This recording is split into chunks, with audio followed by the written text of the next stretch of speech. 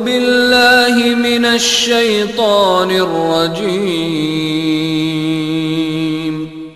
بسم الله الرحمن الرحيم.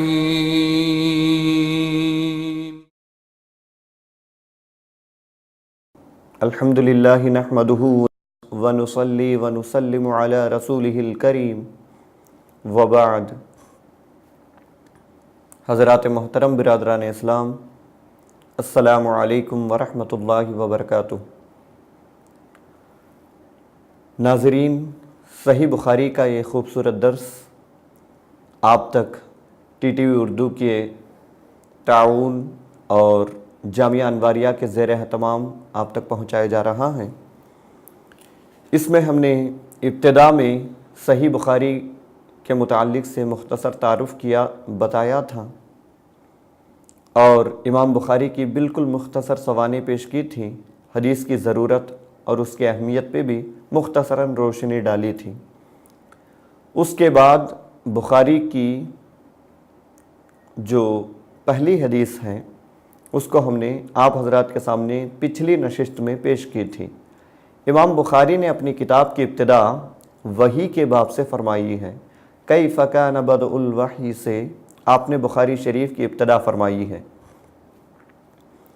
امام بخاری رحمۃ اللہ تعالی علیہ نے اس باب سے کیوں ابتدا فرمائی، اس پہ بھی ہم نے مختصراً روشنی ڈالی تھی کہ دین، ایمان، اسلام کی اصل بنیاد وحی ہیں. لہٰذا اسی وحی سے آپ صلی اللہ علیہ وسلم پر نازل ہونے والی اسی وحی سے، اسی کی تفصیلات، اسی کی حالات اور کیفیات کے متعلق سے آپ نے اپنے کتاب کی ابتدا فرمائی ہے. کتاب کا آپ نے کتاب الوحی کا پہلا باب کیف کان بدء الوحی سے ابتدا تو فرما دی ہے، لیکن اس کے بعد آپ نے جو پہلی حدیث لائی ہے وہ حدیث وحی سے متعلق نہیں ہے. وہ حدیث ہے انما الاعمال بالنیات. پوری حدیث ہم نے پچھلی نشست میں آپ کے سامنے پیش فرمائی تھی. تو اب یہاں ایک سوال ہوتا ہے کہ آپ نے اپنی کتاب کی ابتدا وحی کے بیان سے فرمائی ہے. وحی کی اہمیت اور اس کے مقام و مرتبے کے لحاظ سے، دین میں اس کے بہت اونچے مقام و مرتبے کی وجہ سے آپ نے وحی سے اپنی کتاب کی ابتدا فرمائی ہے. تو ہونا یہ چاہیے کہ باب کے فوراً بعد، باب کا نام آپ نے باندھا، اس کے بعد ایک آیت کریمہ اسی کی تائید میں پیش فرمائی. اس کے بعد ہونا یہ چاہیے تھا کہ آپ وحی سے متعلق احادیث لاتے، لیکن ایسا نہیں ہوا. نیت کے متعلق سے آپ نے حدیث سب سے پہلے نقل فرمائی ہے. اس کی کیا وجہ ہو سکتی ہے؟ اس کی وجہ یہ ہے کہ نیت انتہائی اہم ہے. اسلامی اعمال میں سب سے اہم نیت ہے. تمام جتنے اعمال ہیں اس کی بنیاد نیت ہے. اعمال کے قبول اور رد کا معیار نیت ہے.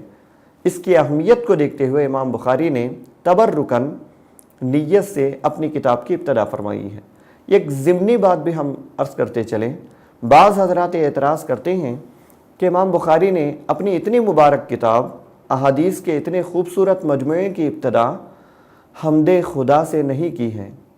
یعنی عام طور پہ یہ طریقہ رہا ہے صدیوں سے علماء اسلام کا، اپنے اکابرین امت کا، کہ وہ اپنی کتابوں کی ابتدا اللہ کی حمد اور اس کے بعد حضور نبی کریم صلی اللہ علیہ وسلم پر درود و سلام کے ذریعے سے کرتے ہیں. تو یہاں بھی ہونا یہ چاہیے تھا کہ امام بخاری اللہ تعالیٰ کی حمد سے باضابطہ طور پہ خطبہ لکھتے، اس کے بعد اپنی کتاب کی ابتدا کرتے. تو اس حوالے سے عرض ہے کہ امام بخاری نے جو روایتی انداز سے خطبہ ہیں اس خطبے کا تو ذکر نہیں کیا، لیکن باب باندھنے کے بعد بسم اللہ سے آپ نے ابتدا فرمائی.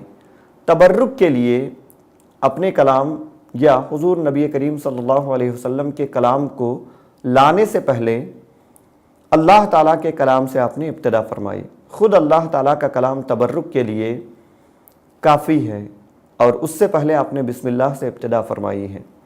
یہ اللہ تعالیٰ کی حمد کے متعلق سے یہ یاد رکھیں، یہ حمد کچھ خاص الفاظ کے ساتھ مخصوص نہیں ہے کہ الحمدللہ رب العالمین یا نحمدہ، اس جیسے الفاظ ہی سے حمد ہو، اللہ کی تعریف بیان کی جائے، یہ کوئی ضروری نہیں ہے۔ اس کی وجہ یہ ہے الفاظ کوئی بھی ہوں، اللہ کی تعریف ہو تو وہ حمد کہلاتی ہے۔ حضور صلی اللہ علیہ وسلم نے اس وقت کے کچھ بادشاہان وقت کے پاس آپ نے خطوط بھیجے، اسلام کی دعوت دی۔ ان خطوط کو حضور صلی اللہ علیہ وسلم نے صحابہ سے لکھوا کر ان تک پہنچائے۔ آپ ان خطوط کا مطالعہ کریں تو اندازہ لگتا ہے اس میں حضور صلی اللہ علیہ وسلم نے اپنے خط کی ابتدا بسم اللہ سے فرمائی۔ تو اس سے پتہ چلتا ہے کہ اللہ تعالیٰ کے حمد بسم اللہ سے بھی اس کا تقاضا پورا ہو جاتا ہے۔ الگ سے الحمدللہ رب العالمین یا روایتی انداز سے جو خطبے کا انداز ہے اس کے ساتھ ابتدا کرنے کی کوئی ضرورت نہیں ہے۔ تو امام بخاری نے بھی اسی سنت پر، صحابہ اکرام کی سنتوں پر، صحابہ میں بھی یہ رواج تھا، کچھ لکھا کرتے اس کی ابتدا میں بسم اللہ شریف لکھ لیتے تھے، اور خطوط آپس میں بھیجتے، کوئی پیغام بھیجتے، اس کی ابتدا میں بھی بسم اللہ لکھ لیتے۔ تو حضور صلی اللہ علیہ وسلم اور صحابہ کی اسی سنت پر عمل کرتے ہوئے امام بخاری نے بھی اپنی کتاب کی ابتدا بسم اللہ سے فرمائی ہے۔ بسم اللہ کے بعد آپ نے وحی سے متعلق ایک آیت پیش فرمائی، اس کے بعد انما الاعمال بالنیات، حضرت عمر سے جو حدیث مروی ہے اس حدیث کو آپ نے پیش فرمائی۔ اس کے بعد وحی سے متعلق احادیث کو بعد میں آپ نے پیش کیا۔ یہ جو حدیث ہے انما الاعمال بالنیات وانما لکل امرئ ما نوى فمن كانت هجرته الى دنیا يصيبها او الى امرأة ينكحها فهجرته الى ما هاجر الیہ۔ یہ حدیث حضرت عمر سے مروی ہے۔ اس کا معنی اور مفہوم بھی پچھلی نشست میں ہم نے عرض کیا تھا کہ اس میں بنیادی طور پہ یہ بتایا گیا کہ اعمال کا دار و مدار نیتوں پر ہے۔ جس شخص نے جیسی نیت کی اس کے لیے وہی کچھ ہے، اور جس نے اللہ اور اس کے رسول کی خاطر ہجرت کی اس کی ہجرت اللہ اور اس کے رسول کی خاطر ہوگی۔ جس نے دنیا کے حصول کے لیے ہجرت کی اس کی ہجرت دنیا ہی کے مقصد کے لیے ہوگی، اس سے پھر اس کو کوئی ثواب نہیں ملے گا۔ کوئی کسی خاتون سے نکاح کرنے کے ارادے سے ہجرت کی تو اس کی ہجرت اسی کے لیے ہوگی، اب اس ہجرت کے بدلے اس کو کوئی ثواب نہیں ملے گا۔ اس نیت سے متعلق ائمہ اربعہ کے الگ الگ موقف ہیں، یعنی جو امت کے مشہور امام ہیں، امام اعظم ابو حنیفہ، امام احمد بن حنبل، امام مسلم، امام شافعی اور امام مالک رضی اللہ تعالی عنہم، ان کے اس مسئلے میں اختلاف ہیں۔ تینوں ائمہ، امام اعظم، امام شافعی، امام احمد بن حنبل اور امام مالک، ان کے نزدیک کوئی بھی عمل اس وقت تک معتبر نہیں ہے جب تک کہ اس کی صحیح نیت نہ ہو۔ بغیر نیت کے کوئی عمل معتبر ہی نہیں ہے۔ ہر عمل کوئی بھی ہو، کوئی دینی شرعی عمل اس وقت تک قابل قبول نہیں ہوگا ان ائمہ کے نقطۂ نظر سے کہ جب تک کہ نیت اس کی نہ ہو، صحیح معنوں میں پختہ ارادہ نہ ہو تو وہ عمل ان ائمہ کی نقطۂ نظر سے وہ قابل قبول نہیں ہوگا۔ اس کی وجہ کیا ہے؟ اس کی دلیل یہی حدیث ہے۔ حدیث پاک میں حضور صلی اللہ علیہ وسلم نے فرمایا انما الاعمال بالنیات، اعمال کا لفظ حدیث میں ہے، اعمال عمل کی جمع ہے۔ یہاں ان ائمہ اکرام کا استدلال یہ ہے، یہاں الف لام استغراقی ہے، یعنی تمام اعمال کو گھیرنے کے لیے، تمام شرعی اعمال کو گھیرنے کے لیے یہ الف لام لایا گیا ہے۔ بالنیات، نیت کی جمع نیات ہے، تو اعمال اور نیات دونوں جمع کے لفظ آئے ہیں، جمع کو جمع کے مقابلے میں لایا گیا ہے۔ اگر یوں ہوتا اعمال کا دار و مدار نیت پر ہے تو اس کا مطلب یہ ہوتا کہ تمام اعمال کے لیے صرف ایک مرتبہ نیت کر لے تو کافی ہو جاتا، یعنی زندگی بھر کے لیے کوئی سن شعور حاصل کرنے کے بعد، بالغ ہونے کے بعد تمام جتنے کام زندگی میں وہ کرنا چاہ رہا ہے اس کی ایک مرتبہ نیت کر لیتا تو کافی ہو جانا چاہیے تھا، کافی ہو جاتا۔ لیکن یہاں نیت کا لفظ نہیں آیا ہے، نیات کہا گیا ہے۔ اس کا مطلب یہ ہے ہر عمل کے لیے الگ الگ نیت کی ضرورت ہے، ہر عمل کے لیے الگ الگ نیت کی ضرورت ہے۔ جمع مقابل جمع آیا ہے، اعمال کے مقابلے میں نیات آیا ہے، تو اس سے پتہ چلتا ہے کہ ہر عمل کے لیے الگ نیت کی ضرورت ہے۔ یہ ان ائمہ کا استدلال ہے، امام مالک، امام شافعی اور امام احمد بن حنبل کا، کہ ہر عمل کے لیے نیت ضروری ہے۔ اور بے شمار ایسی حدیثیں ہیں جن سے ہمیں یہ اندازہ لگتا ہے، پتہ چلتا ہے کہ نیت میں اگر کھوٹ ہے تو نیتوں کی وجہ سے کتنے ہی بڑے اعمال کیوں نہ ہو، کتنے بھی عظیم کام کیوں نہ ہو، وہ کام مردود ٹھہرائے گئے۔ اسی لیے ان اماموں نے سختی کے ساتھ یہ نقطہ نظر اپنایا، ہر عمل کے لیے نیت ضروری ہے۔ لیکن امام اعظم ابو حنیفہ ان ائمہ سے اختلاف کرتے ہیں۔ آپ کا موقف اور مذہب یہ ہے کہ ہر عمل کے لیے نیت ضروری نہیں ہے، بلکہ بعد والے اماموں نے آپ کے اس موقف کو الگ انداز میں بیان فرمایا ہے۔ امام اعظم کے نزدیک اعمال مقصودہ کے لیے نیت ضروری ہے۔ اعمال مقصودہ کہتے ہیں یعنی جو اعمال بذات خود شریعت کو مقصود ہیں، شریعت جن اعمال کو چاہتی ہے بذات خود، وہ اعمال، ان اعمال کے لیے نیت کی ضرورت ہے۔ ان کے علاوہ باقی اعمال جو ضمنی اعمال ہیں، جو ان کے ماتحت ہیں، جو ان کے تابع ہیں، ان اعمال کے لیے نیت کی ضرورت نہیں ہے۔ اگر کسی نے کر لی تو بہتر ہے، کرنا ضروری نہیں ہے، یعنی عمل کا قبول و رد اس پر نہیں ہے۔ جو اعمال غیر مقصودہ ہیں، شریعت بذات خود ان کو نہیں چاہتی، جو اعمال کسی اعمال مقصودہ کے ماتحت اور تابع ہیں، ان اعمال کے لیے امام اعظم کا موقف یہ ہے کہ ان کے لیے نیت کی ضرورت نہیں ہے۔ یہ اختلاف آپ نے بالکل یوں ہی نہیں کیا ہے، ٹھوس دلائل کی بنیاد پر آپ نے اختلاف کیا ہے۔ تو غیر مقصودہ اعمال مقصودہ کی ہم نے مثال عرض کی تھی پچھلی نشست میں، جیسے نماز ہے، روزہ ہے، حج اور زکوٰۃ ہے، یہ اعمال مقصودہ ہیں۔ شریعت کو بذات خود ان اعمال کو کرنا مقصود ہے، ان کو انجام دینا مقصود ہے۔ اور وضو، غسل، طہارت، یہ وہ اعمال ہیں بذات خود یہ مقصود نہیں ہیں، بلکہ یہ نماز، روزے، دیگر عبادات کے لیے ان کو مشروع کیا گیا ہے۔ تو یہ وضو، غسل، طہارت وغیرہ، ان جیسے جو اعمال غیر مقصودہ ہیں، یہ اعمال بغیر نیت کے بھی ہو جاتے ہیں۔ مثال کے طور پہ کسی نے نیت نہیں کی، آ کے وضو خانے پہ بیٹھا، وضو کیا، بعد میں اسے یاد آیا کہ میں نے تو نیت نہیں کی تھی۔ امام اعظم ابو حنیفہ کے مطابق اس کا وضو ہو گیا، نیت کر لیتا تو ثواب ملتا۔ تو اسی لیے امام اعظم ابو حنیفہ کے مطابق اس حدیث کا ترجمہ ہوگا، اعمال کے ثواب کا دار و مدار نیتوں پر ہے۔ اس موقف کو سامنے رکھتے ہوئے اگر حدیث کا ہم ترجمہ کریں گے، یہ ہوگا اعمال کے ثواب کا دار و مدار نیت پر ہے۔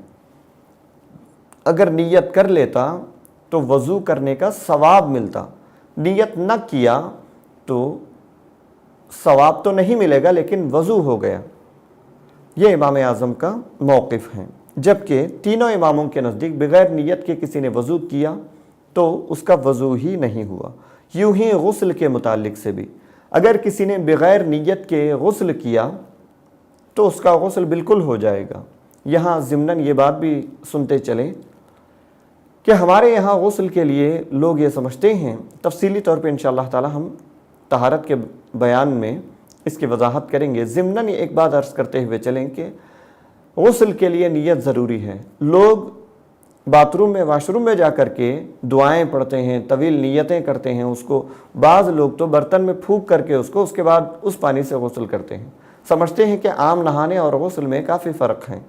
یہ بالکل غیر مناسب طریقہ ہے، اس لیے کہ وہاں حمام میں کسی چیز کے پڑھنے تلاوت کرنے کی اجازت نہیں ہے۔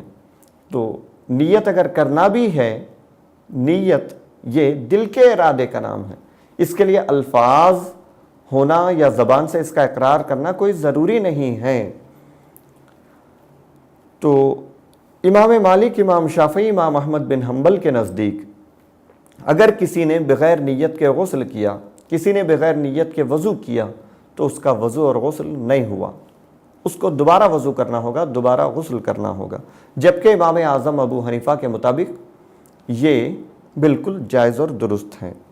ابتدا، چونکہ ہماری ابتدا ابھی تیسری نشست ہے یہ ہماری، تو یہ بھی یاد رکھیں اگلے بھی ہم صحیح بخاری شریف کی جتنی احادیث پیش کریں گے، کوشش یہی ہوگی کہ ائمہ اربعہ کے مذاہب کو اس میں بیان کیا جائے، یعنی چاروں امام، امام مالک، امام احمد بن حنبل، امام شافعی اور امام اعظم ابو حنیفہ کے چاروں اماموں کے مذاہب ہر حدیث کے تحت جہاں بھی احکام آئیں گے، حلال و حرام، جائز و ناجائز کی باتیں آئیں گی، وہاں انشاءاللہ تعالی ان چاروں اماموں کے موقف کو، ان کے نقطہ نظر کو ہم پیش کریں گے۔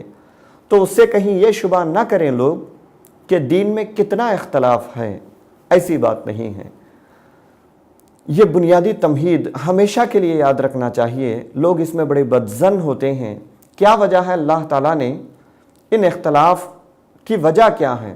کچھ لوگ تو یہ سمجھتے ہیں بعد والوں کا یہ قصور ہے، قرآن و سنت میں تمام باتیں واضح ہیں، بعد والوں نے خواہ کا اختلاف کیا ہے، دین میں فتنہ پھیلایا ہے، معاذ اللہ رب العالمین، جبکہ بات ایسی نہیں ہے۔ حقیقت یہ ہے، اللہ تعالیٰ، یہ خوب ذہن نشین کر لیں، اللہ تعالیٰ جن کاموں کو از خود جس انداز سے چاہتا تھا ان کے متعلق واضح احکام قرآن و سنت کے ذریعے سے دنیا تک پہنچا دیا، امت تک، کائنات تک جن احکام کو اللہ تعالیٰ جیسے چاہتا تھا ان احکام کو بالکل اسی طرح پہنچا دیا۔ اب جن میں جو اصلی دین کی بنیاد ہے، جو شریعت کو مقصود ہے، خدا اور اس کو رسول کو مقصود ہے، وہ بنیاد بالکل ویسے ہی قائم اور ثابت ہے۔ اب جو فروعی باتیں، کچھ ضمنی باتیں ہیں، اس کو اللہ تعالیٰ نے ہر بات واضح انداز میں نہیں بیان فرمایا، صراحت کے ساتھ بالکل قرآن و حدیث میں الفاظ کے ساتھ وہ احکام بیان نہیں کیے گئے۔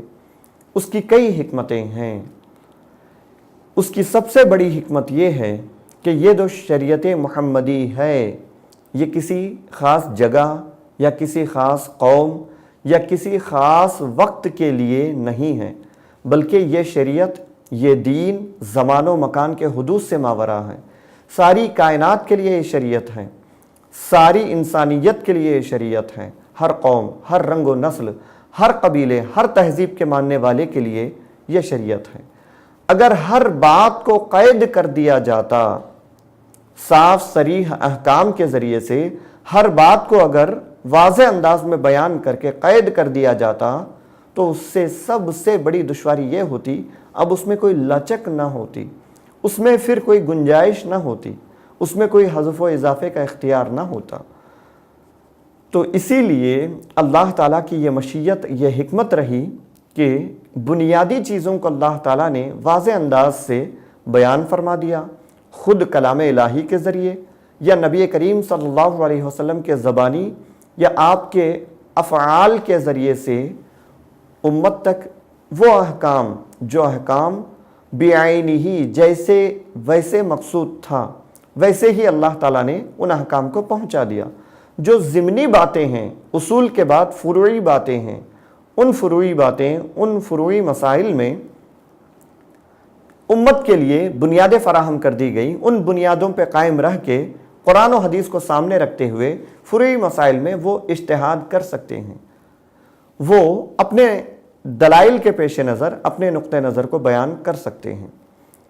تو یہاں ایک سوال ہم پوچھتے ہیں، کیا اللہ تعالیٰ اس بات پر قادر نہیں تھا کہ تمام احکام، مثال کے طور پر رفع دین کرنا ہے یا نہیں کرنا ہے، ہاتھ نماز میں کہاں باندھنا ہے، ناف کے اوپر یا ناف کے نیچے، آمین زور سے کہنا ہے یا آہستہ کہنا ہے، اس طرح کے جتنے مسائل ہیں اللہ تعالیٰ چاہتا تو ان مسائل کو بھی قرآن یا حدیث کے ذریعے واضح الفاظ کے ساتھ قطعی طور پہ اس کا حکم جاری فرما دیتا۔ اللہ تعالیٰ اس بات پر قادر تھا، لیکن اس نے ایسا کیوں نہیں کیا؟ فروعی مسائل میں اختلاف کی گنجائش کیوں رکھی گئی؟ اس کی وجہ یہی ہے تاکہ یہ اختلاف امت کے لیے رحمت بن جائے۔ اگر ہر چیز کی حد بندی کی جاتی تو پھر اس میں آسانی لوگوں کے لیے نہ ہوتی، پھر حالات کے لحاظ سے اس میں تبدیلی کا کوئی موقع باقی نہ رہتا۔ اسی لیے اللہ کی مشیت اور حکمت یہ رہی کہ ان احکام کو صاف صریح طور پہ بیان نہیں کیا گیا، کچھ بنیادی چیزوں کو بیان کیا گیا، باقی فروعی مسائل کے لیے بنیادیں قرآن و حدیث میں بیان کر دی گئی ہیں۔ ان بنیادوں پہ قائم رہتے ہوئے امت کے اکابر علماء جیسے امام اعظم ابو حنیفہ، امام شافعی، امام مالک جیسے عظیم علماء انہی بنیادوں کو سامنے رکھ کر کے احادیث اور قرآنی آیات کو سامنے رکھ کر کے اجتہاد کرتے، پھر ان مسائل کو استنباط کر کے امت تک پہنچاتے۔ ان اماموں نے جنہوں نے بھی کسی مسئلے میں اختلاف کیا ہے تو یاد رکھیں یہ اختلاف ان کا اپنی ذات کے لیے نہیں تھا۔ آج ہمارے درمیان بھی اختلاف ہوتا ہے، ہم بھی آپس میں کسی ایک بات پہ نظریے الگ ہو جاتے ہیں، موقف الگ ہو جاتا ہے تو اختلاف کر بیٹھتے ہیں۔ ہمارا اور آپ کا معاملہ عام طور پہ یہ دیکھا جاتا ہے کہ ہم نے کوئی بات کہہ دی، اب وہ اگرچہ غلط ہے لیکن ہم نے کہا تو ہم اسی پہ بضد رہیں گے کہ ہم نے جو کہا وہ بالکل 100% صحیح ہے، دوسرے نے جو بات کہی وہ بالکل غلط ہے۔ انانیت اس میں آ جاتی ہے، خود پرستی اس میں آ جاتی ہے۔ لیکن معاذ اللہ ان ائمہ کا اختلاف ایسا نہیں تھا، ان کا اختلاف اپنی ذات کے لیے نہیں تھا، یہ اختلاف دینی اختلاف تھا، یہ اختلاف شرعی اختلاف تھا، یہ اختلاف امت کے لیے انہوں نے کیا تھا، اور ہر اختلاف ٹھوس دلائل کے بنیاد پہ ہوتا تھا۔ ایسا نہیں کہ خیال اور گمان کے ذریعے سے جو چاہے جو من میں آیا اس کو مذہب بنا لیا، اس کو اپنا مسئلہ بنا لیا، اپنی آسانی کے لیے معاذ اللہ، نفسانی معاذ اللہ خواہشات کی تکمیل کے لیے، اپنی آسانیوں کے لیے انہوں نے اختلاف کیا اور اپنے منمانی کسی مسئلے کے خاطر دلائل کو اکٹھا کیے، ایسا نہیں ہے۔ اسی لیے ان ائمہ کی کبھی سوانے پڑھنے کا موقع ملا تو پڑھیں، ان کی سیرت پڑھیں، ان کی زندگی کے حالات پڑھیں۔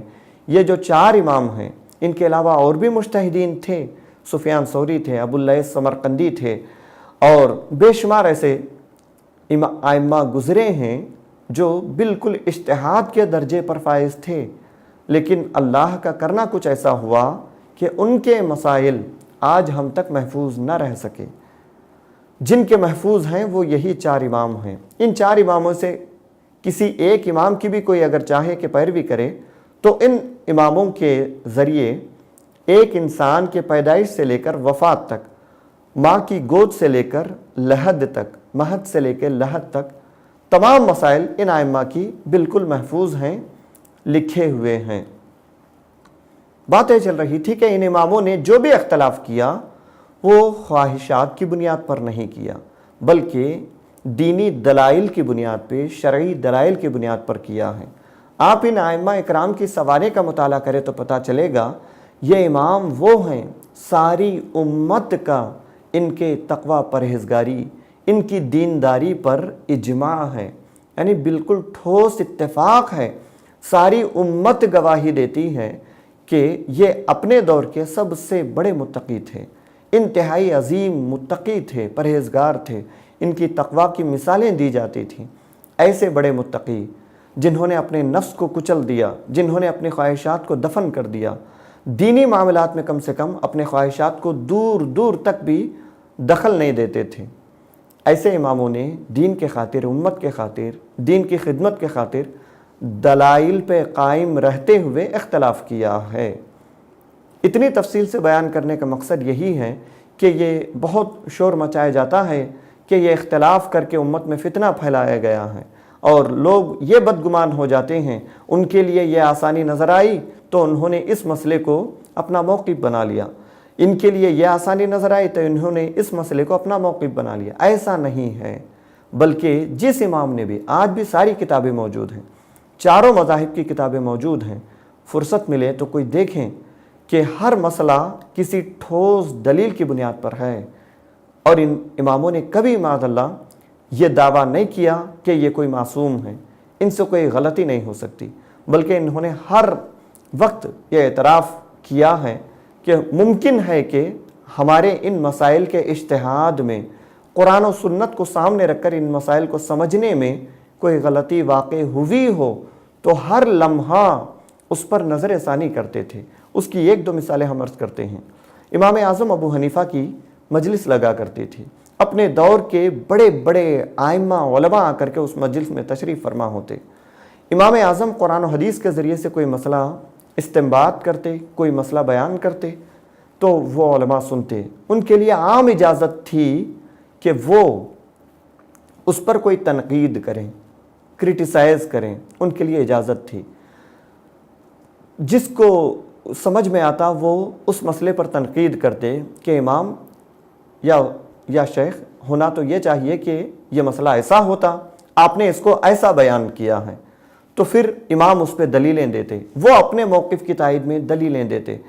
جب آخری اس بحث و تکرار کے بعد جب آخری جو بات دونوں کی طرف سے مان لی جاتی تھی، اس بات کو نقل کر دیا جاتا تھا۔ دیکھیں کتنی صاف گوئی ہے، کس قدر صفائی قلبی ہے کہ ایسا نہیں کیا کہ امام اعظم نے بند کمرے میں بیٹھ کے قرآن و حدیث کو سامنے رکھ کر کے مسائل استنباط کیے، امت تک پہنچا کر چلے گئے، نہیں، بلکہ باضابطہ طور پہ محفل میں علماء کی مجلس میں آپ مسائل بیان کرتے، علماء اس پہ نقد و جرح کرتے، تنقید کرتے، اس کے بعد متفقہ طور پر جو مسئلہ ثابت ہوتا اس کو آپ نقل کرنے کا حکم دیتے۔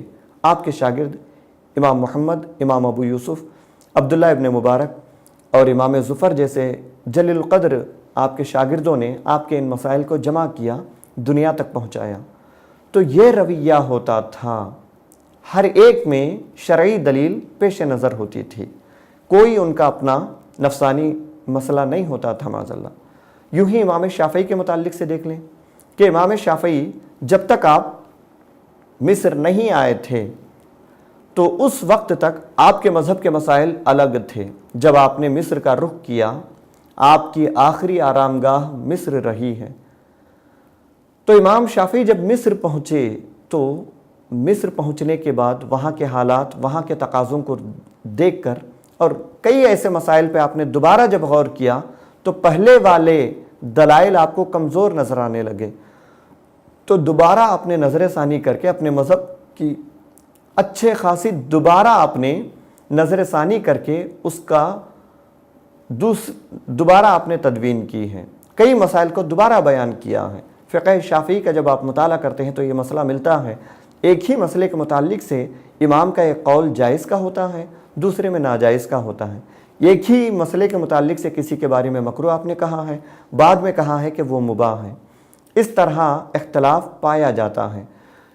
ائمہ نے کہا ہے کہ یہ دو مسائل میں ٹکراؤ یہ مصر میں آنے سے پہلے کا ایک مسئلہ ہے، آنے کے بعد آپ نے اپنے موقف میں تبدیلی کر لی ہے۔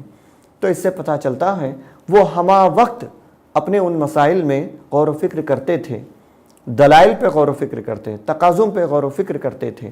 اس کے بعد کبھی بھی کسی لمحہ بھی ان کو احساس ہوتا کہ ہمارے اس مسئلے میں کوئی کمی رہ گئی ہے، ہمارے اس موقف میں کوئی کمزوری ہے، تو فوراً وہ اس کو بغیر کسی چوں چرا کے تبدیل کر لیتے۔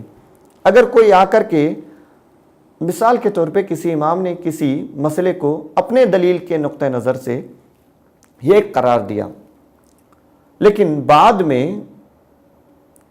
کسی نے آ کر کے ان کے سامنے یہ اظہار کیا کہ آپ کے اس دلیل میں کمزوری ہے، ان کو وہ سمجھ میں آتی، فوراً اس کو قبول کر لیتے، اپنے نقطہ نظر کو تبدیل کر دیتے، اپنے اس مسئلے کو تبدیل کر دیتے۔ یہ ان کی سادگی تھی۔ بے شمار ایسے مثالیں دی جا سکتی ہیں۔ امام مالک کا یہی معاملہ تھا، امام احمد بن حنبل کا یہی معاملہ تھا۔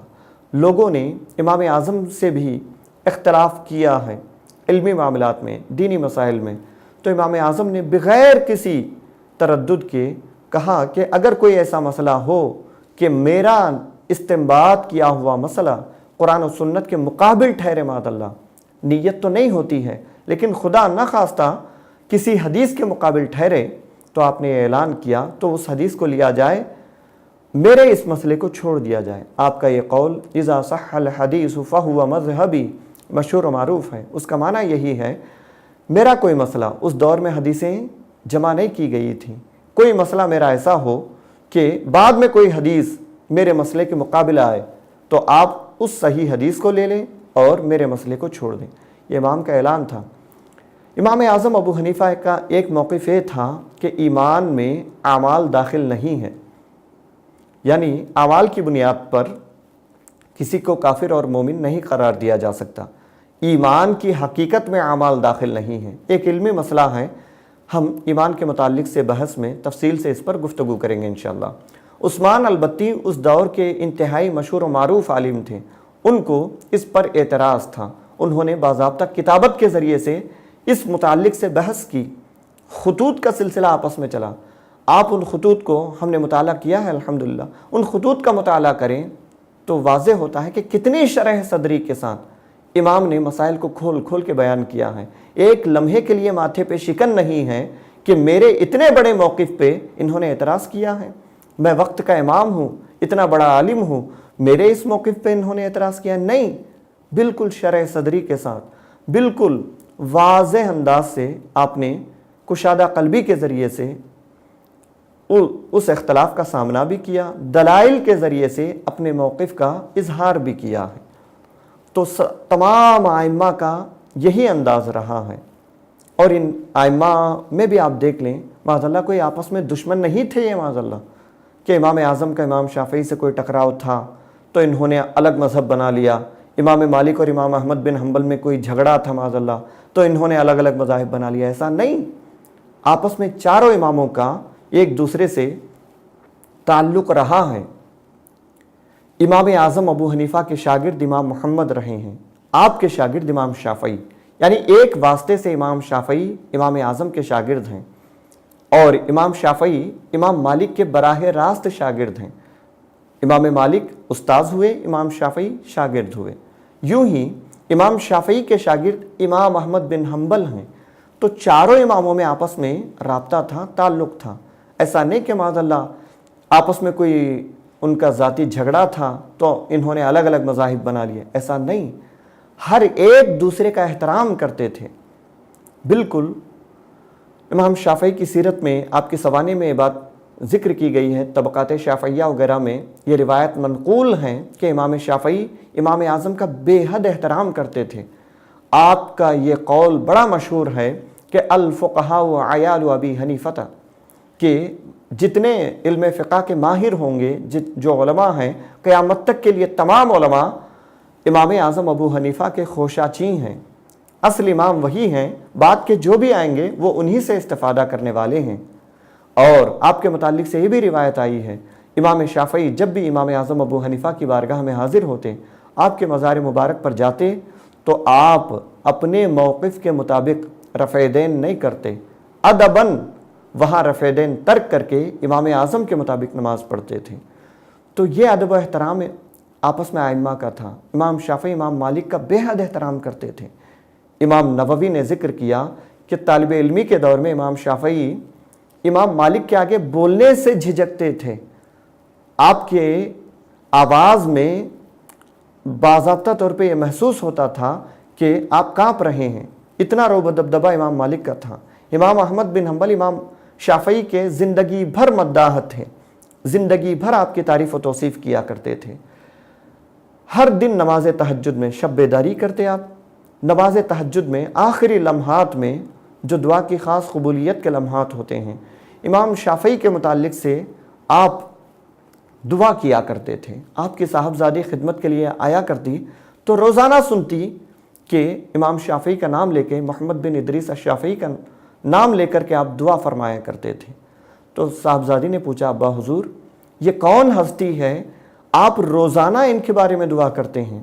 تو امام احمد بن حنبل نے کہا بیٹی یہ وہ میرے مستاذ مکرم ہے جن سے میں نے قرآن و سنت کو سمجھنے کا سلیقہ سیکھا ہے، اور کہا کہ 40 سال کے عرصے سے کوئی دن ایسا نہیں گزرا جس دن میں نے اپنے استاذ مکرم کے لیے دعا نہ کی ہو۔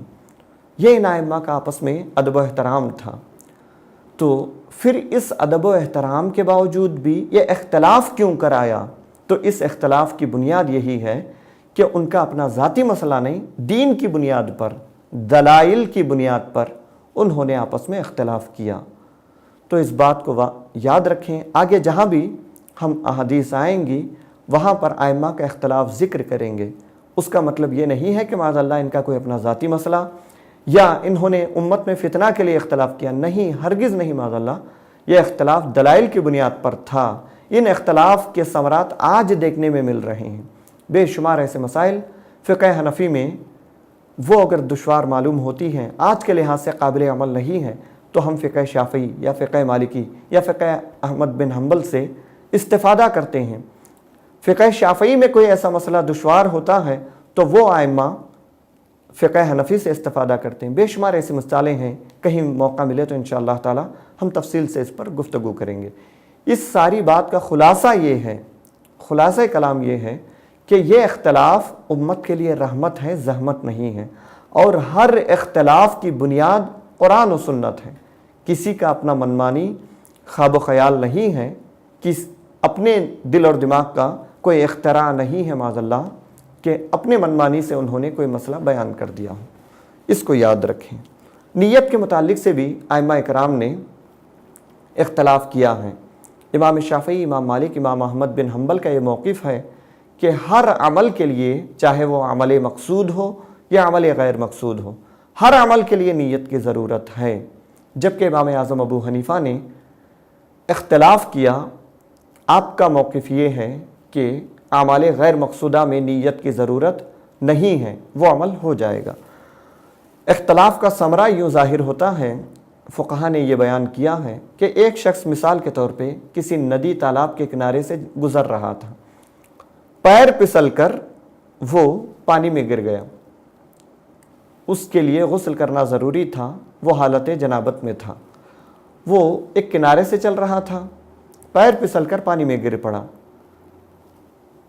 اس قدر ڈوب گیا کہ حلق تک پانی گیا، ناک کے وہ نرم حصے تک پانی پہنچا، پورا بدن بھیگ گیا، کوئی حصہ باقی نہیں رہا، وہ ڈوب گیا، اس کے بعد پانی سے باہر آ گئے۔ تو اب امام اعظم ابو حنیفہ کے مطابق اس کا غسل ہو گیا۔ غسل میں حلق تک پانی پہنچانا، ناک کے نرم حصے تک، نرم ہڈی جہاں تک ہوتی ہے وہاں تک پانی پہنچانا، اور پورے بدن کے ہر حصے تک پانی پہنچانا، یہ فرض ہے، یہ فرض اس کا ادا ہو گیا۔ تو اب امام اعظم ابو حنیفہ کے مطابق اس کا غسل ہو گیا، اگرچہ نہانا اس کی نیت نہیں تھی، چونکہ امام اعظم ابو حنیفہ کے نزدیک ان اعمال غیر مقصودہ کے لیے نیت ضروری نہیں ہے۔ یوں ہی امام شافعی، امام احمد بن حنبل، امام مالک کے مطابق اس کا غسل نہیں ہوا، بلکہ باضابطہ طور پہ کوئی نہانے کا اہتمام کرے، جا کر نہا کر واپس بھی آ جائے، لیکن بھولے سے اس نے نیت نہیں کی تھی، دل میں ارادہ نہیں کیا تھا، تو اس کا غسل نہیں ہوگا۔ اگر وہ حالت جنابت میں تھا تو اس کا غسل نہیں ہوگا۔ وجہ یہ ہے کہ نیت ان کے یہاں ضروری ہے۔ اب یہ ایک شبہ ہو سکتا ہے کہ صاف صریح حدیث ہے انما الاعمال بالنیات، یعنی اعمال کا دار و مدار نیتوں پر ہے، یعنی ہر عمل کے لیے الگ الگ نیت کی ضرورت ہے، تو پھر امام اعظم نے یہ موقف کہاں سے بنا لیا؟ تو آپ کے موقف کی بھی ٹھوس دلائل موجود ہیں کہ ہر عمل شرعی میں عبادت کی نیت کرنا ضروری نہیں ہے۔ جیسا کہ مثال کے طور پہ قرض ادا کرنا ہے، ایک عمل ہے، قرض ادا کرنا ضروری ہے۔ اگر آپ نے کسی سے کوئی مال لیا، اس کو واپس کرنا شرعی طور پہ بھی آپ کی یہ ذمہ داری بنتی ہے، آپ اس مال کو لوٹائیں۔ مثلاً آپ نے کسی سے 10,000 لیے اور 6 ماہ بعد لوٹانے کا ارادہ تھا، کچھ ہی دن بعد آپ کے پاس پیسے آ گئے، آپ نے ان پیسوں کو فوراً لوٹا دیا۔ لوٹاتے وقت نیت نہیں تھی آپ کی، دے دیا کسی طور پہ، تو کیا یہ قرض ادا نہیں ہوا؟ امام اعظم کہتے ہیں کہ بالکل ادا ہو گیا۔ تو نیت تو نہیں تھی لیکن عمل پا لیا گیا۔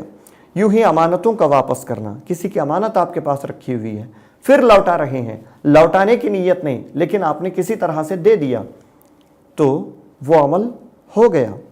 اذان دینا، اگر کسی نے بغیر نیت کے اذان دے دی، اذان ہو گئی۔ تلاوت قرآن مجید، تلاوت کی الگ سے نیت نہیں تھی، کوئی مسئلہ تلاش نہ تھا، اس کے ضمن میں کسی نے تلاوت کر لی یا کسی اور مقصد کے تحت اس نے تلاوت کر لی تو وہ تلاوت بالکل ہو جائے گی۔ یوں ہی واعظ و نصیحت کرنا اور راستہ دکھانا، راستے سے تکلیف دہ چیز کو ہٹانا، یہ سب کام عبادات ہیں اور اس پر اجماع ہے، اس پر سب کا اتفاق ہے کہ یہ سب کام عبادات کی نیت کے بغیر بھی صحیح ہیں۔ عبادت کی نیت نہ ہو تب بھی یہ کام صحیح ہیں۔ اگر کسی نے راستے میں کوئی تکلیف دہ چیز دیکھی، کوئی کانٹا، کوئی پتھر، کوئی ایسی تکلیف دہ چیز راستے میں نظر آئی، اس کو ہٹا دیا تو نیت نہ بھی تھی عبادت کی، نیک کام کی، ہٹا دیا تب بھی اس کو اس کا ثواب ملے، وہ کام ادا ہو جائے گا، وہ کام بالکل صحیح ہے۔ لہٰذا غسل اور وضو بھی نیت کے بغیر صحیح ہونی چاہیے۔ یہ امام اعظم کی ایک عقلی دلیل ہے کہ یہ تمام معاملات جب بغیر نیت کے ہو سکتے ہیں تو پھر وضو غسل جیسے اعمال غیر مقصودہ بھی نیت کے بغیر درست ہونا چاہیے۔ نیز فقہائے احناف کی دلیل یہ حدیث بھی ہے۔ حضرت ابو ذر بیان کرتے ہیں کہ نبی کریم صلی اللہ علیہ وسلم کے اصحاب نے نبی کریم صلی اللہ علیہ وسلم سے کہا، مالدار تو اجر لے گئے اور ہماری طرح نماز پڑھتے ہیں اور ہماری طرح روزے رکھتے ہیں اور اپنے زائد اموال کو صدقہ کرتے ہیں۔ آپ نے فرمایا کہ اللہ تعالیٰ نے تمہارے لیے صدقات نہیں رکھے؟ ہر تسبیح کرنا صدقہ ہے، ہر تکبیر پڑھنا صدقہ ہے، ہر حمد کرنا صدقہ ہے، ہر مرتبہ لا الہ الا اللہ پڑھنا صدقہ ہے اور نیکی کا حکم دینا صدقہ ہے، برائی سے روکنا صدقہ ہے اور تمہارا اپنی بیویوں سے جماع کرنا، صحبت کرنا، ہم بستری کرنا یہ صدقہ ہے۔ صحابہ نے کہا، یا رسول اللہ، ہم میں سے کوئی شخص اپنی شہوت پوری کرنے کے لیے جماع کرے، اس میں بھی اس کے لیے اجر ہوگا؟ آپ نے فرمایا، یہ بتاؤ کہ اگر وہ اپنی شہوت حرام طریقے سے پوری کرتا تو اس میں اس کے اوپر گناہ ہوتا یا نہیں؟ صحابہ نے کہا، بس اسی طرح جب وہ اپنی شہوت حلال طریقے سے پوری کرے گا تو اس کے لیے اجر ہوگا۔ دوسری روایت میں فرمایا، کیا تم یہ گمان کرتے ہو کہ صرف برے کاموں میں تمہارا حساب ہوگا اور اچھے کاموں میں تمہارا حساب نہیں ہوگا؟ یہ ایک دوسری روایت میں ہے۔ اس حدیث کو امام مسلم نے اپنے صحیح میں روایت کی ہے، بالکل صحیح سند روایت ہے۔ آپ دیکھیں اس حدیث سے واضح طور پہ پتہ چلتا ہے کہ ایک شخص، کسی نے اپنی بیوی سے ہم بستری کی، صحبت کی، اس کی نیت کوئی نیک کام یا ثواب کی کوئی ایسی نیت نہیں تھی، لیکن اس ہم بستری کے بدلے بھی اس کو ثواب مل رہا ہے، نیت نہیں ہے پھر بھی عمل کا بدلہ مل رہا ہے۔ تو امام اعظم ابو حنیفہ کی یہ دلیل ہے کہ اگر نیت ہی ثواب کے لیے ضروری ہے، عمل کے مقبول ہونے کے لیے ضروری ہے، تو یہاں یہ تمام کام نیت کے بغیر بھی ہو رہے ہیں۔ تکبیر کہنا، تسبیح پڑھنا اور شہوت پوری کرنے کے لیے ہی کیوں نہ ہو، اگر کسی نے اپنی بیوی سے صحبت کی تو وہ بھی صدقہ ہے، صاف صریح طور پہ یہ بتایا جا رہا ہے۔ تو اس سے پتہ چلتا ہے کہ ہر کام کے لیے نیت ضروری نہیں ہے۔ اگر کسی جائز اور صحیح کام میں عبادت کی نیت نہ بھی کی جائے تب بھی اس میں اجر و ثواب ملتا ہے، یہ اس حدیث سے صاف طور پہ پتہ چلتا ہے۔ اس طرح اور بھی دلائل ہیں جن دلیلوں کی بنیاد پر امام اعظم کا یہ موقف ہے، یہ مذہب ہے کہ کچھ اعمال میں بغیر نیت کے بھی وہ اعمال مکمل ہوتے ہیں۔ اس کے بعد اس حدیث کا دوسرا حصہ یہ ہے کہ اعمال کا دار و مدار نیتوں پر ہے۔ اس کی مثال آپ صلی اللہ علیہ وسلم نے ہجرت کے ذریعے سے دی ہے۔ اس حدیث میں ہجرت کا لفظ ہے اور ہم اس سے پہلے ذکر کر چکے ہیں کہ یہ حدیث خاص صحابی کے متعلق سے وارد ہے۔ ایک خاص صحابی تھے جنہوں نے ام قیس کے لیے نکاح کرنے کے لیے مکہ سے مدینہ ہجرت کی تھی، تو انہی کے اسی پس منظر میں حضور صلی اللہ علیہ وسلم نے یہ حدیث بیان فرمائی۔ اگرچہ یہ حدیث خاص موقع پر آپ نے بیان فرمائی، جس طرح قرآنی آیات کسی خاص موقع کے لیے نازل ہوتی، لیکن حقیقت میں وہ تمام امت کے لیے پیغام ہوتی ہیں۔ بالکل یوں ہی احادیث کا پس منظر بھی خاص کیوں نہ ہو، لیکن یہ حدیث ساری امت کے لیے ہے، اس میں بھی عموم ہے۔ ہجرت کا لغوی معنی کیا ہے؟ اس حدیث میں حضور صلی اللہ علیہ وسلم نے فرمایا کہ جس نے اللہ اور اس کے رسول کے لیے ہجرت کی، اس کی ہجرت اللہ اور اس کے رسول کے لیے ہوگی۔ جس نے دنیا یا کسی خاتون سے نکاح کے لیے ہجرت کی، تو اس کی ہجرت بھی اسی کے لیے ہوگی جس کی اس نے نیت کی۔ تو ہجرت کا لغوی معنی کیا ہے؟ ڈکشنری میں اس کا معنی کیا ہے اور اصطلاحی معنی کیا ہے؟ ہجرت کا لغوی معنی ہے ترک کرنا، چھوڑ دینے کو ہجرت کہتے ہیں۔ یہ عربی میں استعمال ہوتا ہے کہ کسی چیز کو چھوڑ دینے کو، ترک کرنے کو ہجرت کہتے ہیں۔ چونکہ ہجرت میں آدمی اپنے وطن کو، اپنے گھر بار کو، اپنے اہل و عیال اور دوست احباب کو چھوڑ کر چلا جاتا ہے، اسی لیے اس کو بھی ہجرت کہا گیا۔ شریعت میں کسے ہجرت کہتے ہیں؟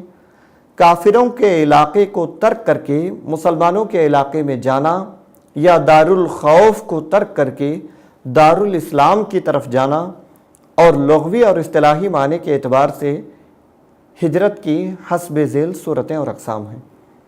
کافروں کے علاقے کو ترک کر کے مسلمانوں کے علاقے میں جانا، دارالخوف کو ترک کر کے دارالاسلام کی طرف جانا، یہ شریعت میں ہجرت ہے۔ یعنی کوئی ایسی جگہ ہے جہاں پر اسلامی اعمال کو ادا کرنے میں کوئی دشواری ہے، اسلام کو اعلانیہ طور پر یعنی کھلم کھلا اسلامی احکام پر عمل کرنے میں کوئی دشواری ہے، تو اس جگہ کو چھوڑ کر اسلامی ماحول جہاں ہو ان علاقوں میں جانا، ان ممالک میں جانا، یہ شرعی طور پہ ہجرت ہے۔ جیسے مثلاً آج کل سننے میں آ رہا ہے میڈیا کے ذریعے سے کہ چائنا میں اسلامی احکام پر پابندی ہے، وہاں ذبح پر بھی کئی علاقوں میں پابندی ہے۔ ابھی حالیہ رمضان میں بھی یہ خبر سننے میں آئی کہ روزوں پر بھی پابندی لگائی گئی تھی۔ حکومت کی طرف سے سختی سے یہ معاملہ برتا گیا کہ وہاں روزداروں کے لیے کوئی رعایت نہیں ہوگی، آفس کے وہی ٹائمنگز ہوں گی جو عام دنوں میں ہوا کرتی تھی۔ تو بالکل شدت برتا گیا، کئی روزداروں کو جبراً پکڑ کے ان کا روزہ توڑوایا گیا، ان پہ کارروائی کی گئی۔ تو ایسے علاقے جہاں اسلامی احکام پر، اسلامی فرض اور واجبات پر عمل کرنا دشوار ہو، ان علاقوں کو چھوڑ کر کسی مسلم علاقے میں جانا، یہ ہجرت ہے۔ یہ ہجرت کسی نے دین پہ عمل کرنے کے لیے اپنے علاقے کو، اپنے وطن کو چھوڑ کر کسی اور علاقے میں وہ آتا ہے اور وہاں رہنے لگتا ہے، وہیں اس کا وصال ہو جاتا ہے، تو یہ ہجرت کہلاتا ہے۔ اور یہ ہجرت اللہ اور اس کے رسول کے لیے ہجرت ہوگی۔ ہجرت کی کئی صورتیں، کئی قسمیں ہو سکتی ہیں۔ ابتدا میں مسلمانوں کا مکہ معظمہ سے حبشہ کی طرف ہجرت کرنا ایک صورت یہ، جیسا کہ ابتدا اسلام میں مسلمانوں نے مکہ سے حبشہ کی طرف ہجرت کی، یہ دارالخوف سے دارالامن کی طرف ہجرت ہے۔ یہ ایسا نہیں کہ کفار کے علاقے سے کوئی مسلمانوں کے علاقے میں ہجرت ہوئی، اس لیے کہ اس وقت حبشہ میں کوئی مسلمان نہیں تھے، لیکن یہ دارالخوف سے دارالامن کی طرف ہجرت ہے۔ مکہ دارالخوف تھا، وہاں ہر لمحہ یہ خدشہ رہتا تھا، نہ جانے کافر کیا مظالم ڈھا دیں، نہ جانے کافر ان پہ کیا ظلم و ستم ڈھائیں۔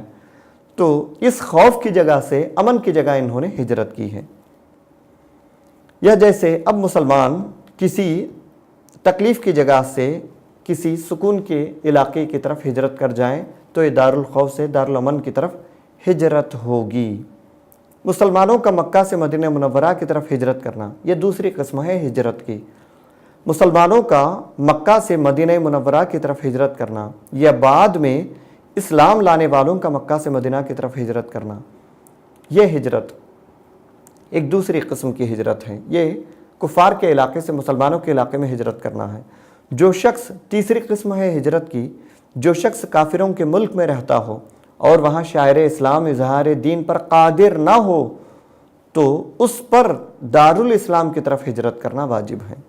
دیکھیے، کہیں کافروں کے کسی ملک میں کوئی مسلمان رہ رہا ہے، وہاں پر اس کو کوئی خدشہ نہیں ہے، کوئی خوف نہیں ہے، نہ اس کی جان خطرے میں ہے، نہ اس کا مال، اس کی جائیداد خطرے میں ہے، وہ بالکل امن میں ہے، لیکن اس کو اسلامی معاملات پہ عمل پیرا ہونے میں دشواری ہے، اعلانیہ طور پہ وہ اسلامی احکام پر عمل نہیں کر سکتا، تو وہ جو اس مقصد کے لیے اپنا وطن چھوڑ کے دوسرے کسی امن والے مسلم علاقے یا ایسے علاقے جہاں پہ وہ اعلانیہ طور پہ اسلامی احکام پہ عمل کر سکتا ہو، اس کے لیے ہجرت کرنا، یہ ہجرت کی تیسری قسم ہے، یہ پہلے کی دونوں قسموں سے بالکل الگ ہے۔ چوتھی قسم، برے کاموں کو ترک کر کے نیک کاموں کی طرف ہجرت کرنا۔ برے کاموں کو ترک کر کے نیک کاموں کی طرف ہجرت کرنا، جیسا کہ حدیث شریف میں ہے، مہاجر وہ ہے اللہ تعالیٰ کے منع کیے ہوئے کاموں سے ہجرت کرے، یعنی ان کو چھوڑ کر بالکل نیک کاموں کی طرف آ جائے، یہ بھی ہجرت کی ایک قسم ہے۔ جیسے کوئی شرابی زندگی بھر کے لیے توبہ کر لے اور اس میدان کو چھوڑ کر کے، اس روش کو ترک کر کے اب نیکیوں کی طرف آئے، تو یہ بھی ہجرت کی ایک قسم ہے۔ آخری زمانے میں جب فتنوں کا ظہور ہوگا تو لوگ شام کی طرف ہجرت کریں گے۔ حضرت عبداللہ ابن عمر رضی اللہ تعالی عنہ بیان کرتے ہیں کہ میں نے رسول اللہ صلی اللہ علیہ وسلم کو یہ فرماتے ہوئے سنا ہے، ان قریب ایک ہجرت کے بعد دوسری ہجرت ہوگی، پھر روئے زمین کے نیک لوگ حضرت ابراہیم کی ہجرت کو لازم پکڑ لیں گے اور روئے زمین کے برے لوگ اپنی جگہوں پر رہیں گے۔ حضرت ابراہیم کی زمین یعنی شام۔ علامہ ابن اسیر فرماتے ہیں کہ اس سے مراد شام کا علاقہ ہے، کیونکہ حضرت ابراہیم نے عراق سے نکل کر شام کی طرف ہجرت کی تھی۔ یہ جو آخری ہجرت ہوگی، فتنوں کا دور ہوگا، اس وقت لوگ فتنوں میں مبتلا ہوں گے، اس وقت اپنے امان کے لیے، اپنی عافیت کے لیے لوگ دنیا بھر سے شام کی طرف رخ کریں گے۔ یہ ہجرت کی ایک اور قسم ہوگی، فتنوں سے بچنے کے لیے ایک مقام سے دوسرے مقام کی طرف ہجرت کرنا۔ یہ 5 قسمیں ہیں ہجرت کی مختلف۔ اور ہجرت کے متعلق سے ایک بنیادی بات یہ ہے کہ بعض احادیث وہ ہیں جن میں ہجرت کے متعلق سے یہ آیا ہے کہ فتح مکہ کے بعد حضور نے فرمایا اب کوئی ہجرت نہیں ہوگی، چونکہ مسلمان اس دور میں ابتدا میں بالکل مجبور تھے، ان کے پاس وسائل نہیں تھے، مسلمانوں کا غلبہ نہیں تھا، تو مجبوراً مسلمان مکے سے حبشہ کی طرف ہجرت کیے، پھر مکے سے مدینہ کی طرف ہجرت کیے۔ تو جب فتح مکہ ہوا، مکہ فتح ہو گیا، مکہ اور مدینہ اور پورا عرب مسلمانوں کے قبضے میں آ گیا، تو حضور نے اعلان فرمایا اب کوئی ہجرت نہیں ہے۔ تو بعض احادیث وہ ہیں جن میں ہجرت بعد میں اب ہجرت نہ ہونے کے متعلق سے صاف احکام ہیں، ہجرت کی نفی کی گئی ہے، لیکن بعض احادیث میں ہجرت کے متعلق سے واضح احکام بھی موجود ہیں کہ بعد میں بھی کوئی ہجرت کرے تو وہ ہجرت قابل قبول ہوگی۔ آگے ان احادیث کو دیکھتے ہیں، ان میں تطبیق کی صورت کیا ہوگی، یہ اس حدیث کے ضمن میں ایک بنیادی مسئلہ ہے۔ حضرت عبداللہ ابن عباس رضی اللہ تعالیٰ عنہ بیان کرتے ہیں کہ فتح مکہ کے بعد ہجرت نہیں ہے، حضور نے فرمایا ہے فتح مکہ کے بعد اب کوئی ہجرت نہیں ہے، لیکن جہاد اور نیت ہے، اور جب تم کو جہاد کے لیے بلایا جائے تو جہاد کے لیے روانہ ہو جاؤ۔ دیکھیے اس حدیث میں صاف طور پہ حضور نے فرمایا اب مکہ فتح ہو چکا ہے، مسلمانوں کا غلبہ ہو چکا ہے، اب کوئی ہجرت نہیں ہے، یعنی اب کوئی آدمی اپنا وطن چھوڑ کے کسی اور وطن کی طرف ہجرت کر کے نہیں جائے گا۔ عبید بن عمر نے حضرت عائشہ سے ہجرت کے متعلق سے سوال کیا، آپ نے فرمایا آج کل ہجرت نہیں ہے، پہلے مومنوں کو یہ خطرہ تھا کہ ان کو آزمائش میں مبتلا کیا جائے گا تو وہ اپنے دین کو بچانے کے لیے اللہ اور اس کے رسول کی طرف بھاگتے تھے، اور اب اللہ تعالیٰ نے اسلام کو غلبہ عطا فرما دیا ہے، اب مومن جہاں چاہے اپنے رب کی عبادت کرے، لیکن جہاد اور نیت باقی ہے۔ ہجرت تو ختم ہے، جہاد اور نیت یعنی جہاد کے لیے ایک جگہ سے دوسری جگہ جانا یہ ایک باقی رہ گئی ہے، باقی ہجرت اب نہیں ہے۔ اسی طرح کئی روایتیں اسی معنی اور مفہوم کی ہیں، اور اس کے مقابلے میں کچھ روایتیں وہ بھی ہیں جن میں ہجرت کا تذکرہ ملتا ہے۔ حضرت معاویہ رضی اللہ تعالیٰ عنہ بیان کرتے ہیں کہ میں نے رسول اللہ صلی اللہ علیہ وسلم سے یہ فرماتے ہوئے سنا ہے کہ ہجرت اس وقت تک منقطع نہیں ہوگی، یعنی ختم نہیں ہوگی جب تک توبہ منقطع نہ ہو، یعنی توبہ کا دروازہ جب تک بند نہ ہو جائے اس وقت تک ہجرت ختم نہیں ہوگی، یعنی بعد میں بھی فتح مکہ کے بعد بھی ہجرت ہے، اور توبہ اس وقت تک منقطع ہوگی جب سورج مغرب سے طلوع ہو۔ توبہ کا دروازہ کب بند ہوگا؟ توبہ کرنا کب ختم ہو جائے گا؟ یعنی توبہ کب قابل قبول نہیں ہوگی؟ جب سورج مغرب سے طلوع ہو، تو اس وقت اب مشرق سے طلوع ہوتا ہے۔ قیامت کے قریب جب مغرب سے سورج طلوع ہوگا تو اس وقت توبہ کا دروازہ بند ہو جائے گا، اس وقت تک ہجرت ہے۔ اس حدیث کو امام ابو داؤد نے روایت کی ہے۔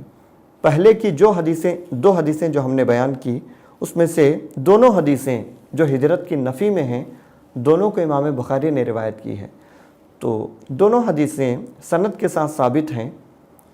کچھ احادیث وہ ہیں جن میں ہجرت کی نفی ہے، کچھ احادیث وہ ہیں جن میں ہجرت کے متعلق سے اجازت ہے۔ ان حدیثوں میں کوئی تعارض نہیں ہے۔ ایک بات یاد رکھیں کہ یہ جو بظاہر سننے میں کچھ احادیث میں ٹکراؤ نظر آتا ہے، یہ حدیثوں میں حقیقت میں ٹکراؤ نہیں ہے، بلکہ اس کو سمجھنے میں لوگوں کو غلطی ہوتی ہے۔ ائمہ کا یہ قول منقول ہے، اماموں نے یہ بات کہی ہے کہ دو صحیح حدیثوں میں کوئی ٹکراؤ نہیں ہے۔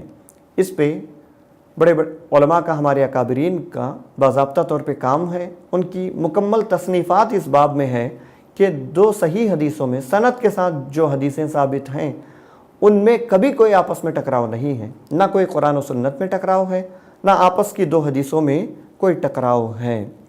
تو ان حدیثوں میں تطبیق کی صورت کیا ہوگی؟